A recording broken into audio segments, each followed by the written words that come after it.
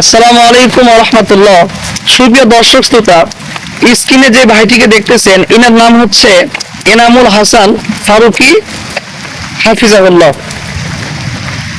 এই ভাইটি দীর্ঘদিন যাবৎ আমিরে হেফাজত আল্লামা জুনায়েদ বাবুনগরী হাফিজাহুল্লাহ ওনার খাদেম ছিলেন এবং হেফাজতের মামলায় এই ভাইকে কারাবন্দী করা হয়, কঠিন শাস্তি দেওয়া হয় এবং জুনায়েদ বাবুনগরী হাফিজাহুল্লাহর বিরুদ্ধে, হেফাজতে ইসলামের বিরুদ্ধে তিনাকে বলতে বলা হয়, তিনি বলেন নাই, যার কারণে কঠিন শাস্তি তিনাকে ভোগ করতে হয়।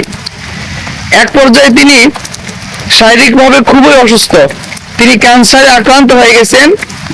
তিনি বলতেছেন এই ক্যান্সারের মূল কারণ হচ্ছে কারাগারের ওই নির্যাতন। তো তিনি বাংলাদেশে চিকিৎসা করছেন, ইন্ডিয়াতেও চিকিৎসা করছেন। সর্বোচ্চ চিকিৎসার জন্য তিনি চীন দেশে যাবেন, 1 কোটি টাকা লাগবে তার চিকিৎসার জন্য।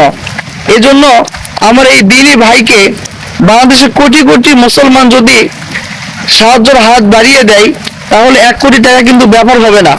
ভাইটির চিকিৎসা হয়, আবার ইনশাল্লাহ আমাদের মাঝে সুস্থভাবে ফিরে আসবেন।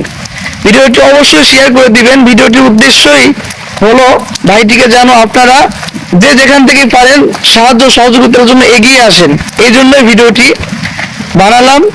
তো সকলে ভালো থাকবেন। আসসালামু আলাইকুম ওয়া রাহমাতুল্লাহি ওয়া বারাকাতুহু।